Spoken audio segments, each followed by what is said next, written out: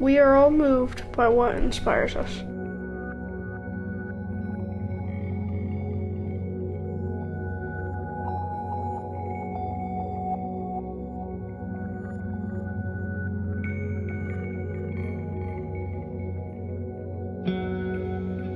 It drives us.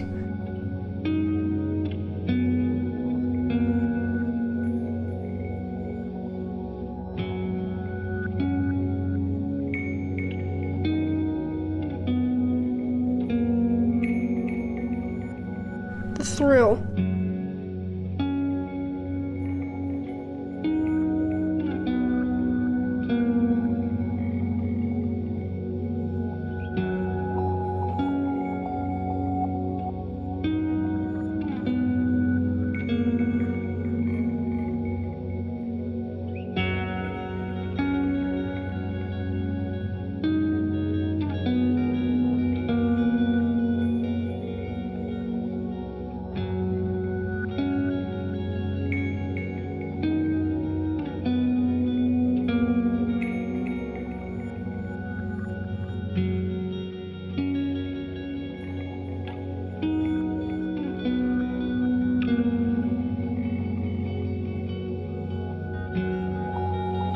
The quest for perfection.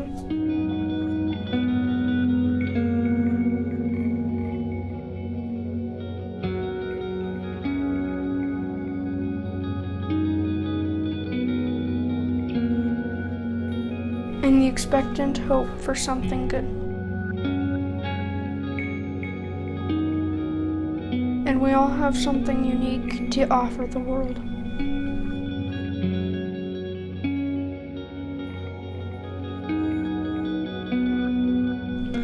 But it's easy to get discouraged.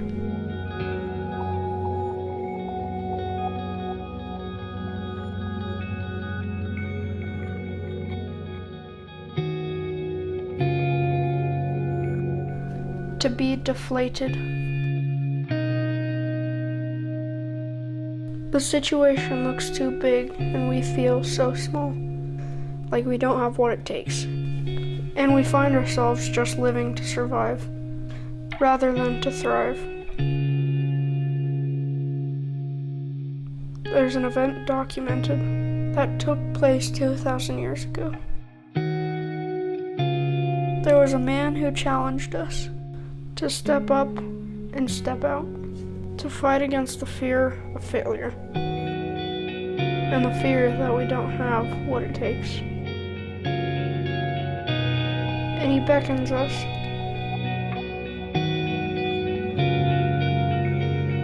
to bring him the little that we have, because that is all we have. It might seem uncomfortable at first.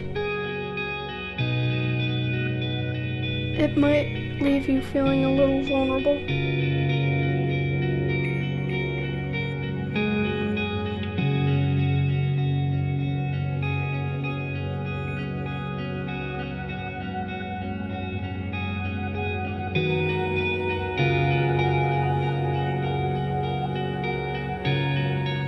But he breathes inspiration back into your life again.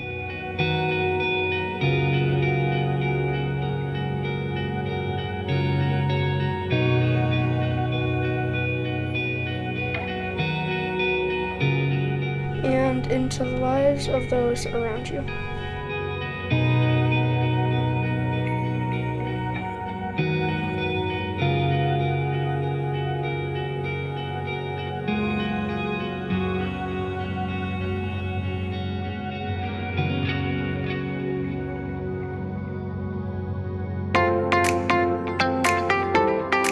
Welcome to the Eastern Colorado Film Festival.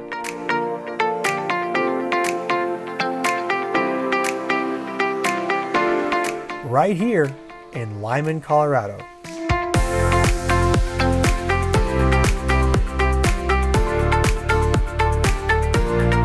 Land of the free, home of the brave.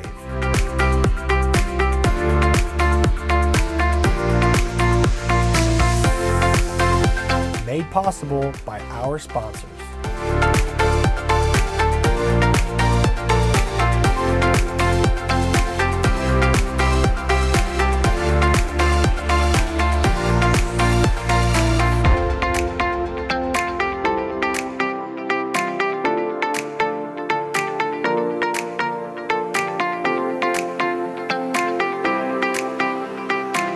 thank you for being here. Now, let's meet our filmmakers. My name is Dylan. I am 14 years old, and I'm making a movie because I want to learn editing and I want to learn the craft.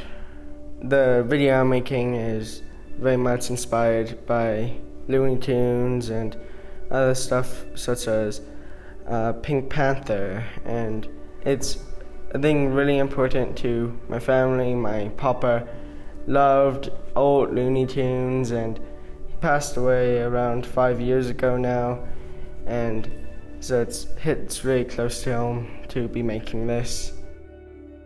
Hi, I'm Ayla Aschauer and I'm 13 years old. And why I started making movies is because I love how Disney does the animations, and I think it's really cool how they can do that. And another reason is that I love that you can practically create another world and you can make up your own characters and have a place that doesn't really matter by reality.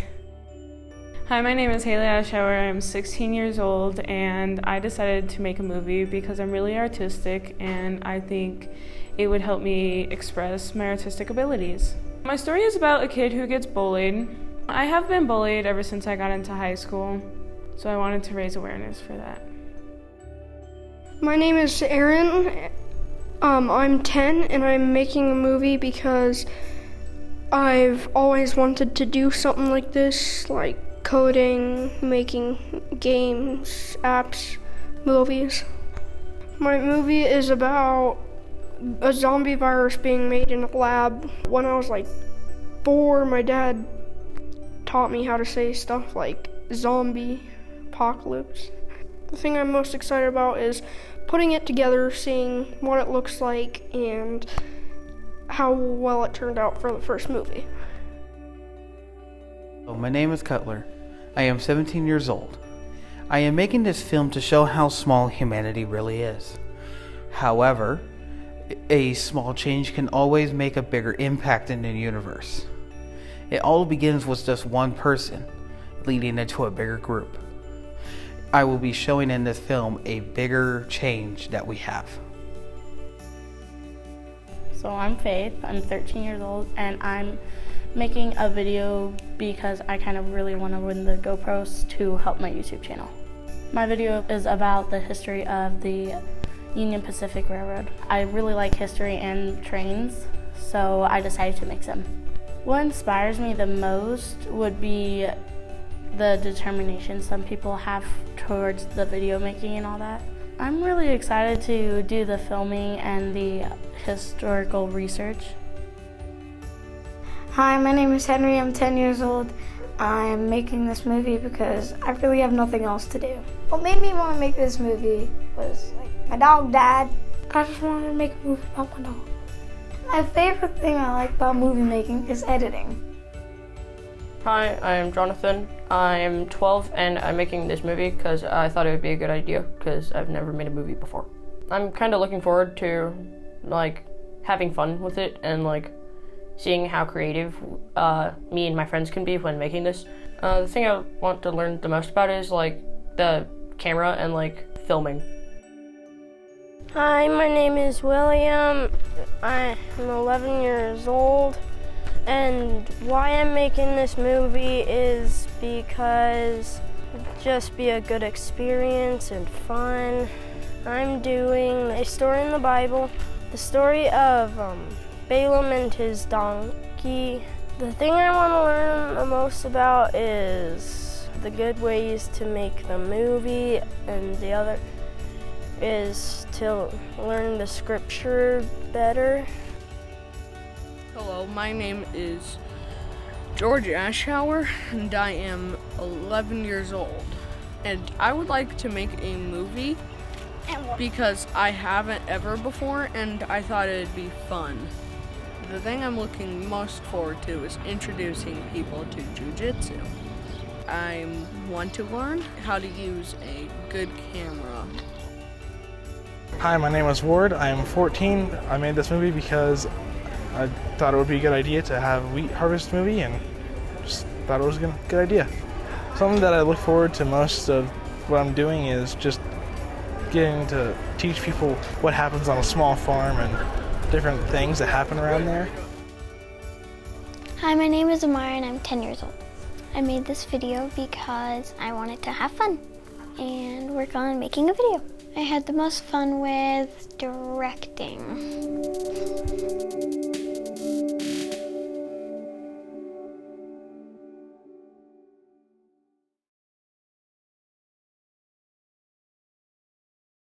Hi, I'm Aaron and this is my video.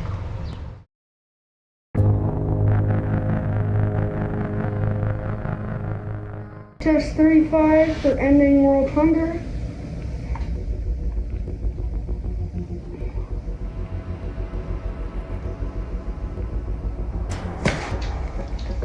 I have created the cure for world hunger. I will now make hundreds of doses of it and send it across the world. I have done it. Now to send this to Africa.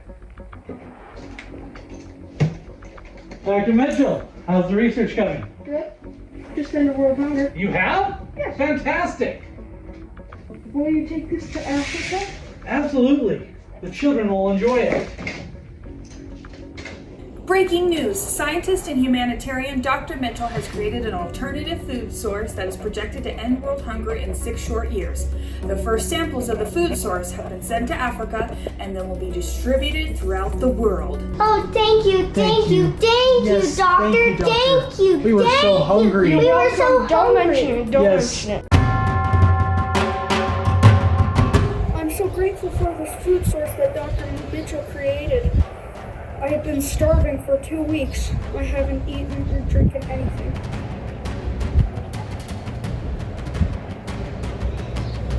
This is gonna taste so good.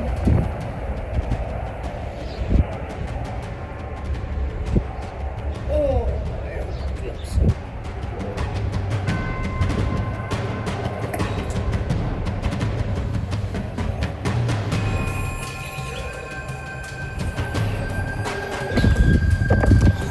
Breaking news! Humanitarian Dr. Mitchell's alternative food source has turned the people that have tried it into aggressive, cannibalistic zombies.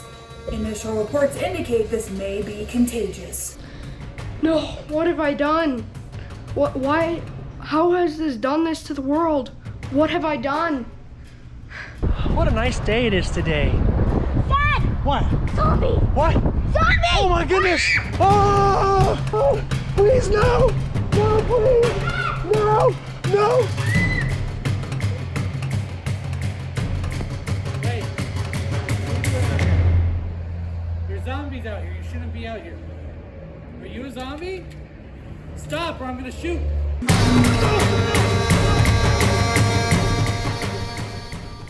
23. Okay.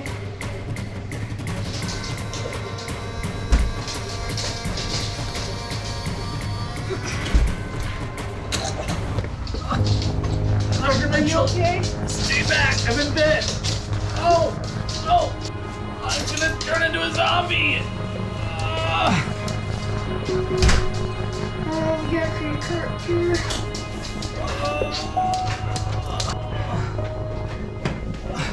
Stay back! You're gonna get bit! Stop! Stay there. Save yourself! I'm gonna make you the antidote. You're gonna be fine. Hurry! I'm turning! No, you won't. I'm not gonna let that happen. There's not much time! I'm turning!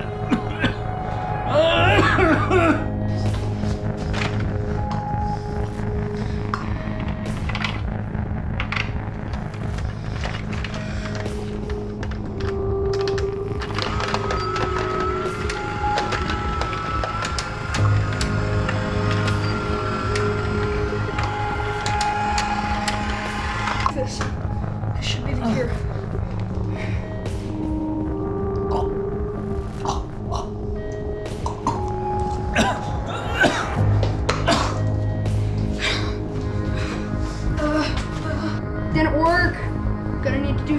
different.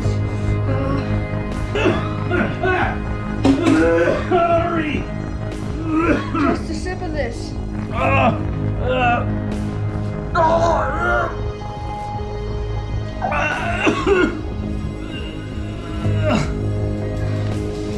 this didn't work.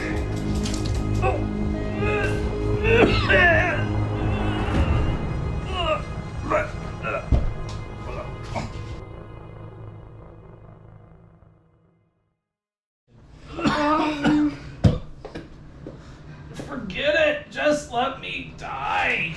You're gonna get yourself bit. I forgot about this. This will definitely cure him.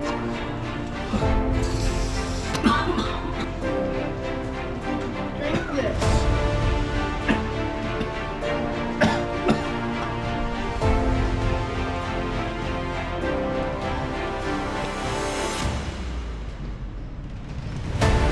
Oh no. Is he turning into a zombie?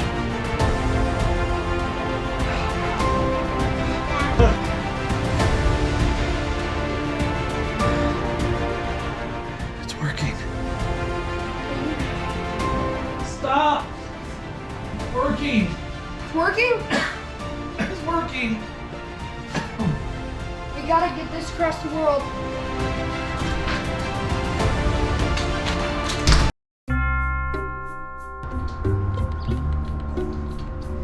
Come here, zombie. Nice zombie. Good zombie. Don't bite, zombie. Don't.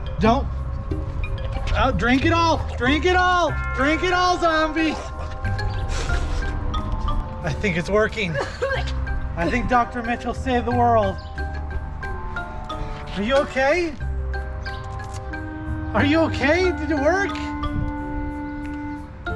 You don't feel like eating my brain anymore, do you? No.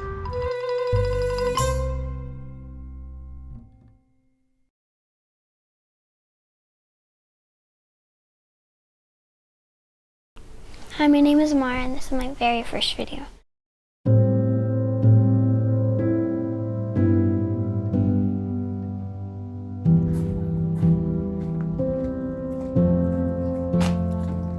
Will my heart ever find its way back home? Will the tears that I saved for years take home? God, I need your help. Fresh start. Into diamond skies.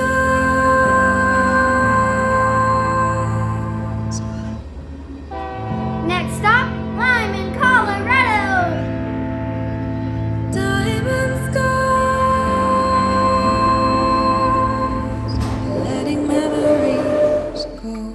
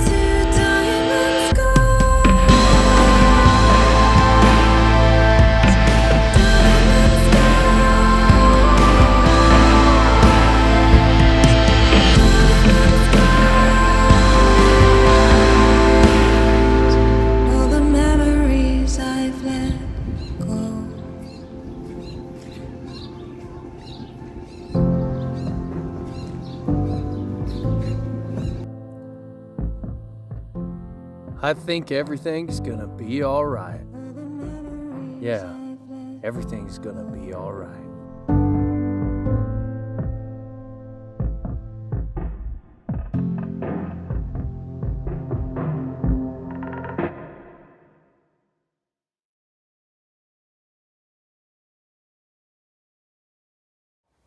Hello, my name is Cutler, and this is my movie.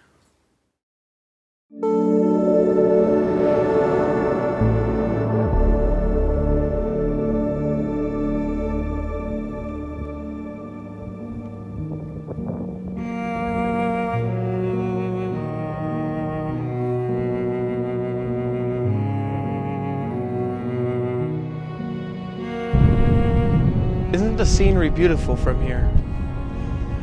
But I believe that we have had so many questions as we looked up to the sky. Do you want to take a journey with me through the universe?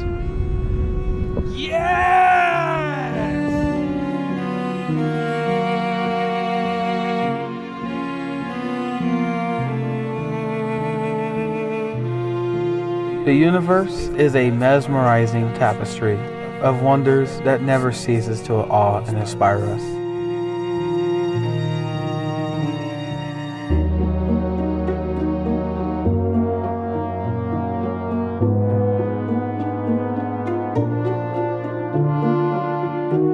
It is an exquisite masterpiece where galaxies swirl and stars twinkle with an unparalleled brilliance.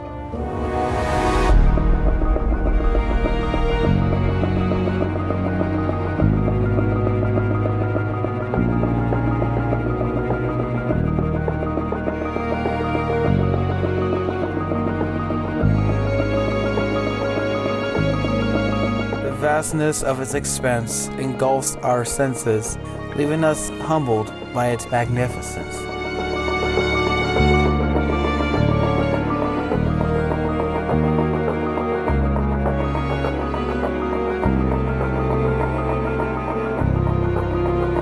Stars, those radiant beacons of light, dances across the abyss of space, filling our nights with enchantment.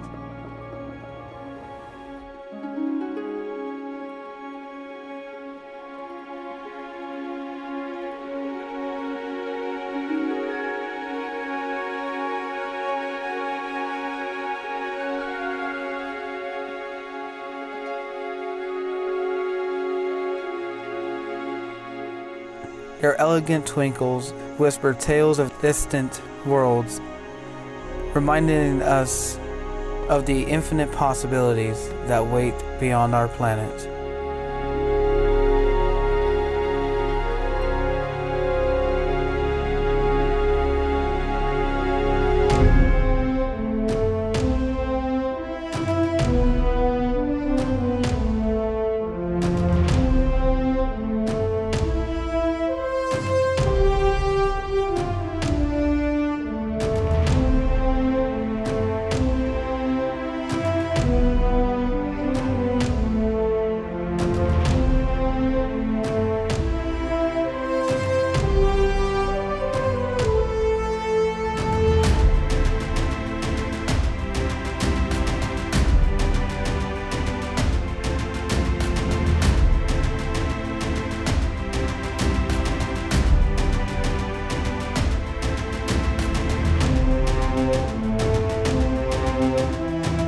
From the hot, fiery supergiants to the cool, serene brown dwarfs, every star tells a unique story that contributes to the universe in its great expanse.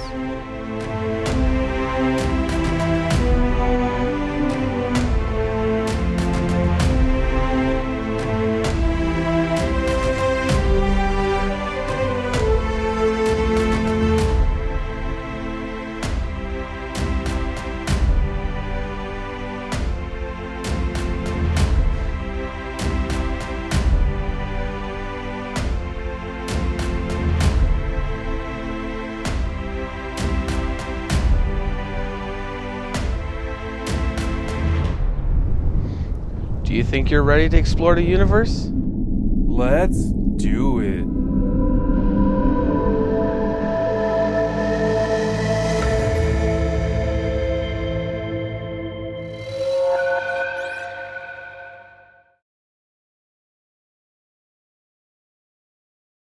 Hi, my name is Dylan, and this is my video.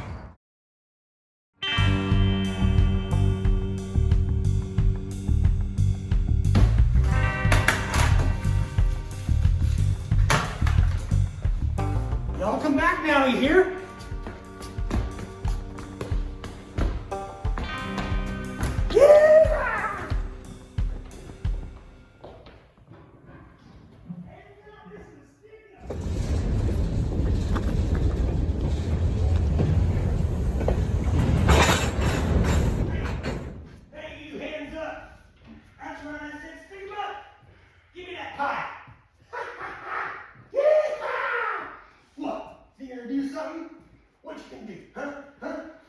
Nobody needs to get hurt. That's right. Hand it over. Thank you very much. Uh-huh. Yeah, that's right. Hey, watch it there now. This is a stick. Don't mess with me, man. Don't mess with me, man. Hey, hey. I got a gun. I'll get you. There's nothing to do. Nothing interesting.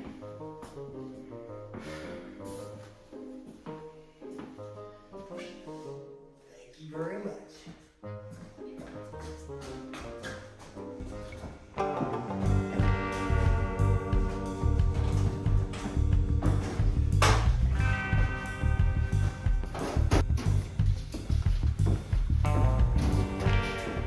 Hello, sir. Can I have a drink? Sheriff. Random person. Oh, robber! Well, I guess the only way we can settle this is with a Western standoff. A what? A standoff. How long do we stand? No, it's with guns. I don't have a gun. But you're a sheriff. No, I'm not. Yes, you are. No, I'm not. Yes. No. Yes. Yes? I'll prove it to you. Looky here. Look, you are a sheriff. He really ain't the sharpest tool in the side.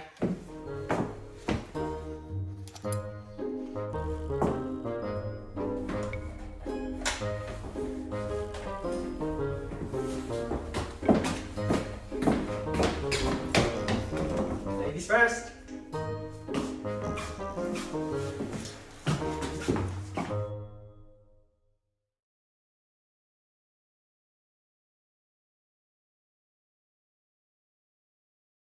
My name is George, and this is my very first video.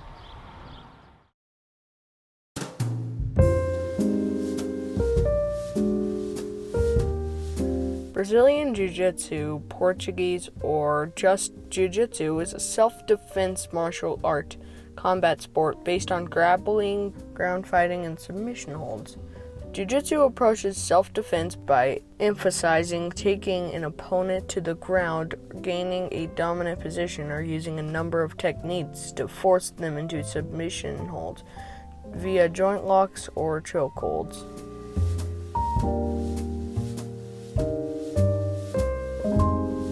I'm gonna push him like this as my guard opens, right? So this is my guard, it's closed guard right now.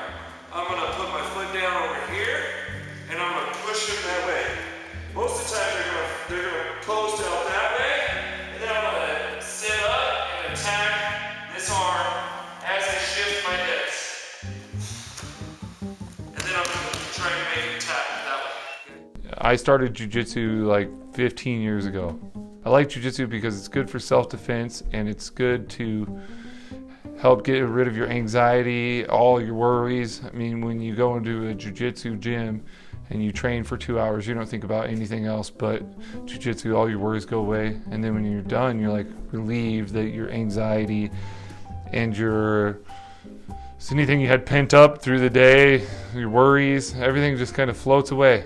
Because in jiu-jitsu or anything, if I'm posting and I'm trying to sweep him, he's gonna be fighting, right? Even if he hits my hand, I'm shooting up over like that. Boom. Thank you for slipping your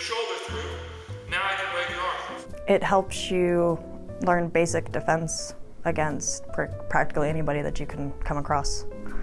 I am learning how to defend myself in situations where I have been put in before. For me, it's an outlet for my mental health. It gives me an avenue to be able to kind of work through things. Helps me focus my mind. I think everybody should be able to know how to defend themselves. I think jiu-jitsu could probably be started at any age for anybody. I like jiu-jitsu because I believe that self-defense is very important to know. It's a good skill to have because you never know what you're going to be fighting or when. I like jiu-jitsu because it's a good exercise, and I just like martial arts, and it helps me at work. This helps me as a policeman because I can use it to defend myself and defend others. You can control violent suspects easier. It can save your life. It creates discipline, which discipline is a good way to be successful in any endeavor that you choose to pursue. More people can come do it. That way we can get a community out here and have a tighter bond as a community. My favorite thing is about jiu-jitsu is getting an arm bar. My favorite thing about jiu-jitsu is the competition. I like to compete against other people, and it's the most brutal thing that's you're close to death, but you're not really. Somebody else is trying to kill you, but without killing you. So it's just awesome in that way. Now that you have learned the basics of jiu-jitsu, I hope you will try it out for yourselves.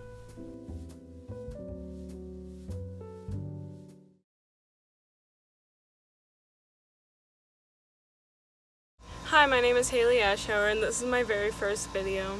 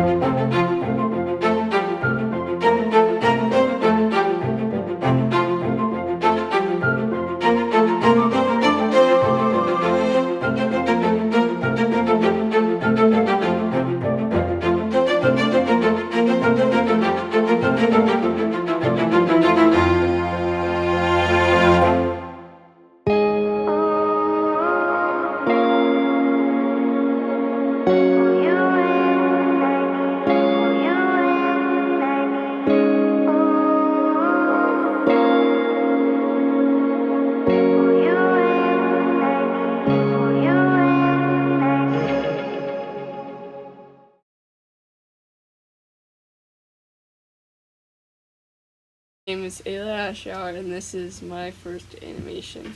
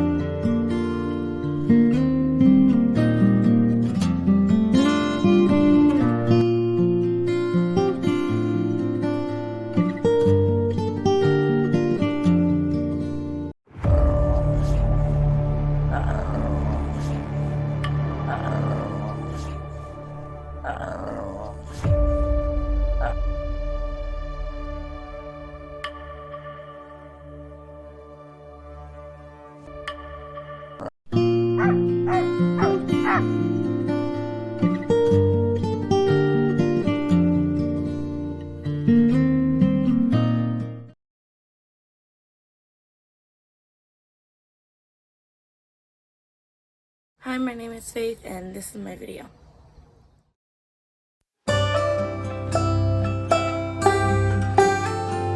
Today we will be talking about the Union Pacific Railroad.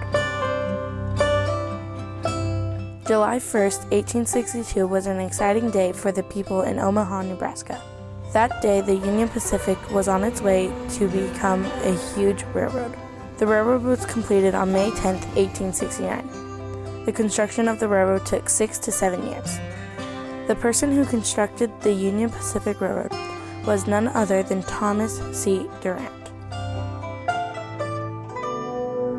We will be taking a trip to the Depot Museum to learn more about the Union Pacific Railroad. Railroad, when it was originally built, you can see on the wall, they used to use mule teams, and they would mark the ties to find out how old they were so they wouldn't rot out and keep track. And these are called tie nails. And a tie nail has a number on it, and they would record the number, and they would have a section that they would keep track of. This one was ties 30 were put back in 1920.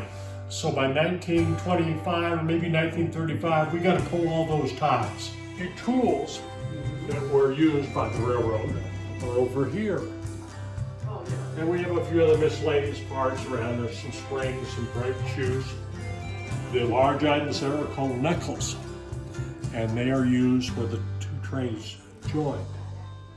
What linemen look like in the miniature train and so on. Well, the depot kind of became a focus, and we had 3 depots. First 2 burned down. Red roof, yellow brick building. That's the depot. And behind it is what they call the Greer House.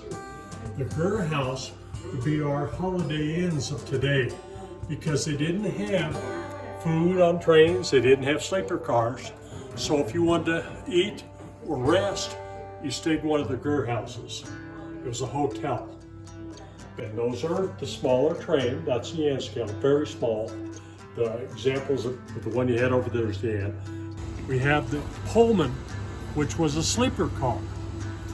Well, they converted it to what they call, I call them dandy dancers. They're the workers that repaired the train lines and so on. This particular car was back in 1920s or something. So it's a fairly old car. Massive, it's all steel. So it's a very, very heavy car. So we're gonna go up and look in there and see what's inside there right now. We're gonna move in towards the dining area. And it had like a bar. And you had the stools, and they would bring the gentleman in. They had the range, and they would cook food, and they would feed the crews.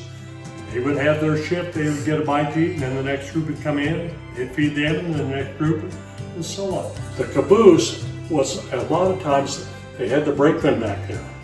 Beside the caboose, he or she, well, usually a male, they would keep track because they had a lot of problem with fires, what they call hot boxes. The ball bearings would get hot on the wheels, and they would have a spark or something, and now we have a fire out in the country. So they were watching, that's why the term called firemen came in, because they were watching from the top of the caboose looking for any fires or so on. This would have been the last train or the last car on the train. And this had 2 spots. We're going to turn around and look and see. You had a brakeman and a fireman, and they could sit in the seats above.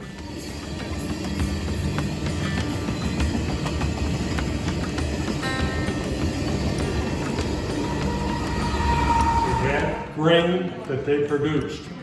How did they transport it? Well, it would have been drawn by a horse and a wagon. So how long would it take to get that to a market? So what you needed some kind of a freight service. Well, that was the railroad.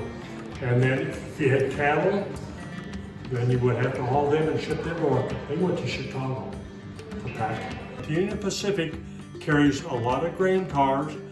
The one that I see more often than not coming through right now is we have oil that is coming from the state of Utah, and they're shipping it through and is going to Oklahoma and Texas for refinery to be refined. I became interested in trains as a guide.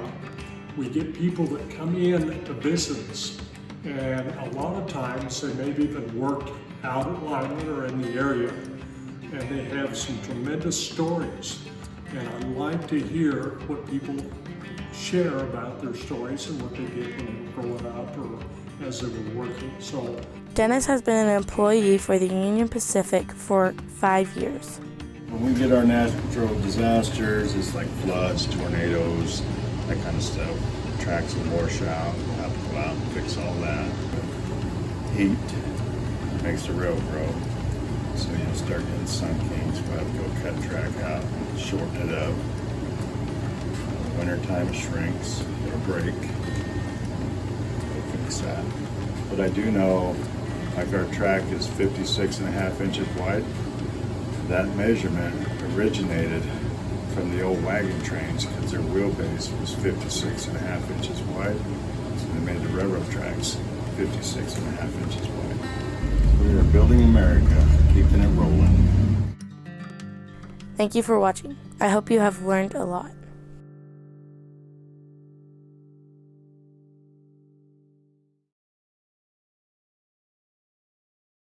Hi, my name is Henry. This is my very first movie.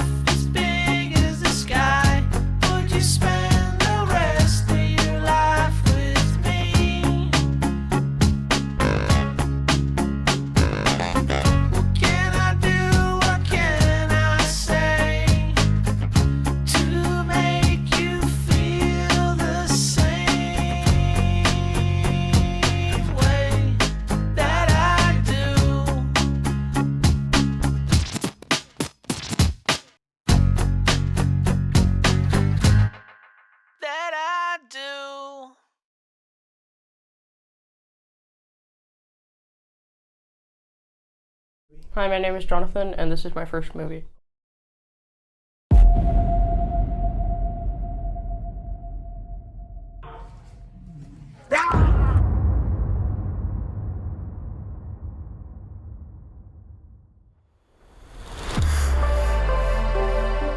We're gonna test out her new microban on,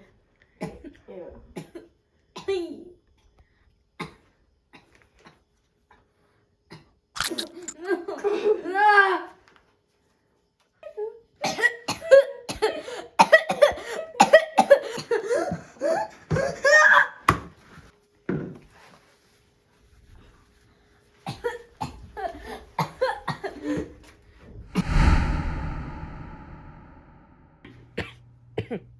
Doctor. Alright, let's see here. Breathe in deep. Okay, out. Okay, yeah, as I figured. Yeah, you're sick. I think you have the flu. We're gonna get you some medicine and take good care of you, okay? Okay. Yeah, alright.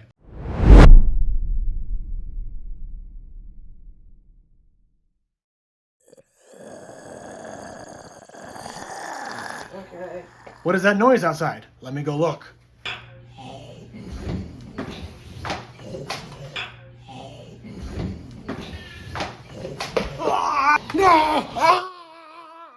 What's out there? Probably just another patient, like, seeing the dentist or something. I'll go back. Hey, Doc. What?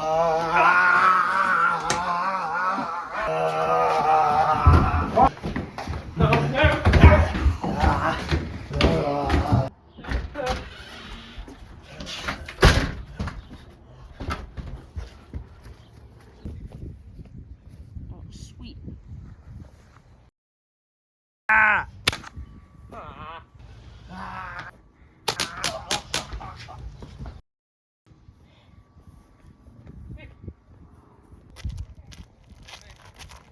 Hey!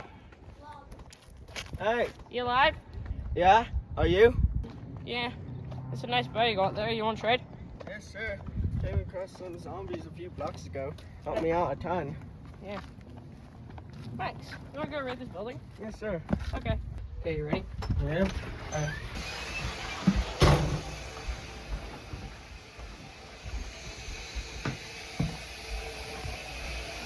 There's nobody else here. Hey. Hey, don't hit us, please. Oh. Hey, you want to come with us? Are you bit? No? Okay. Here, Dylan, let's go. Yeah. You can come with us. Okay.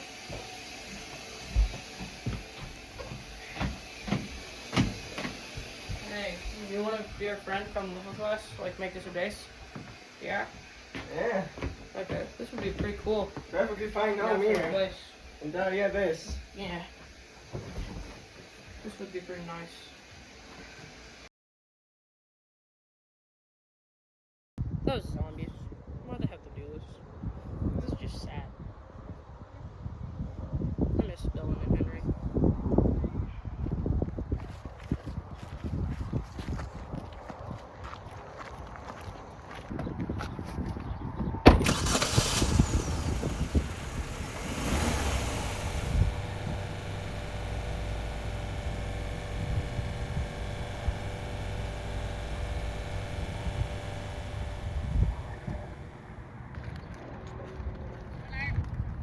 Hey!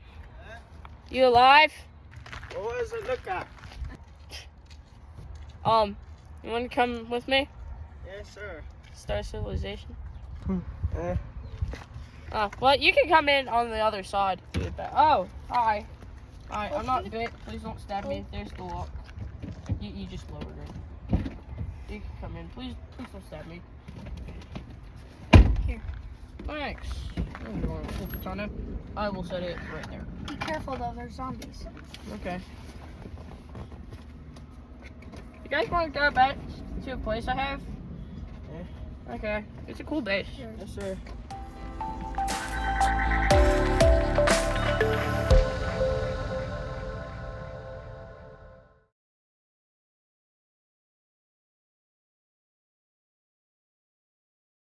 My name is Ward Boydson, and this is my movie.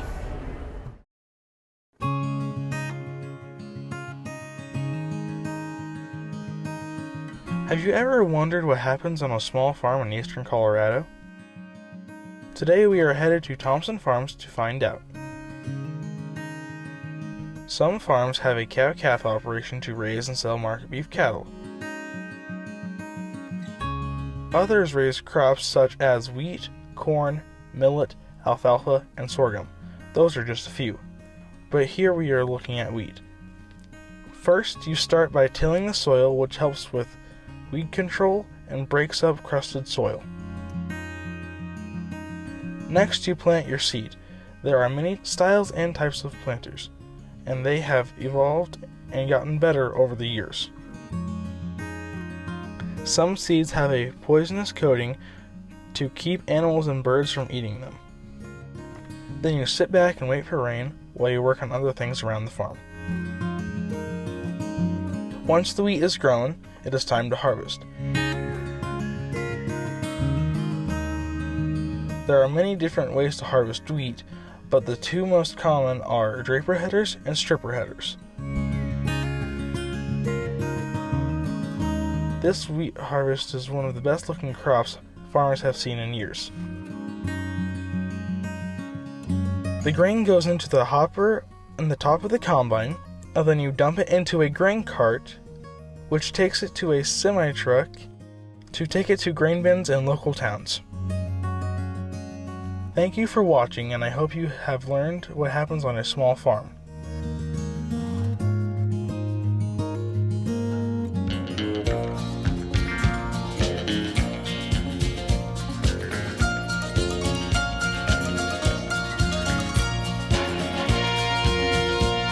An old cowboy went riding out one dark and windy day.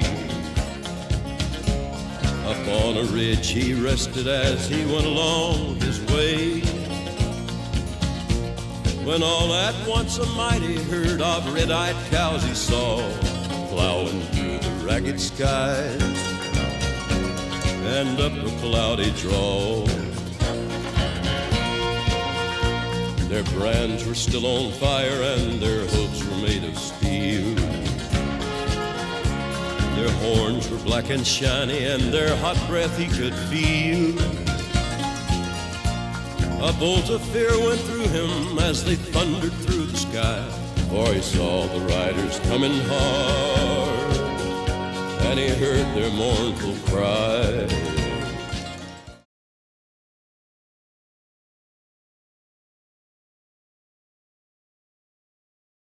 Hi, my name is William. This is my very first video.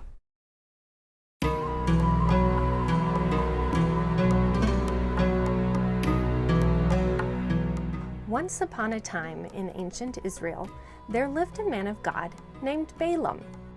Hi, I'm Balaam. One day, the king of Moab sent messengers to Balaam to ask him to come and curse their enemies.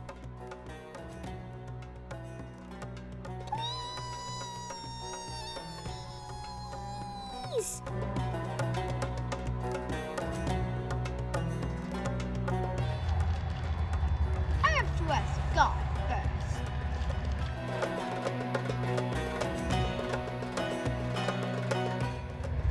God said no. But the king of Moab wouldn't take no for an answer. Well, okay, let's go. Now where do we go? So Balaam saddled his donkey and hit the road to Moab. Yes, I know it's not a donkey.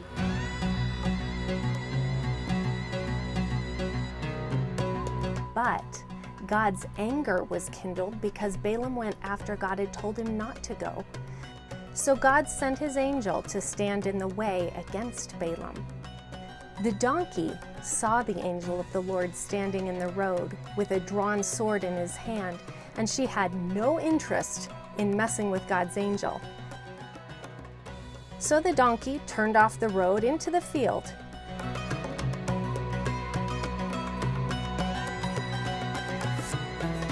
When Balaam couldn't turn his donkey back onto the road, he started beating her. Then the Lord opened the mouth of the donkey, and she said to Balaam, "What have I done to you that you have struck me these 3 times? Because you made a fool of me. I wish I had a sword in my hand so I could kill you. Am I not your donkey on which you have ridden all your life long to this day? Is it my habit to treat you this way?" No. Then the Lord opened the eyes of Balaam, and he saw the angel of the Lord standing in the way with his drawn sword in his hand. And Balaam bowed down and fell on his face. And the angel of the Lord said, "Why have you struck your donkey? Behold, I have come out to oppose you because your choice to go to Moab was obstinate and against God. The donkey saw me and turned away from me. If she had not turned away from me, I would have surely killed you and let the donkey live."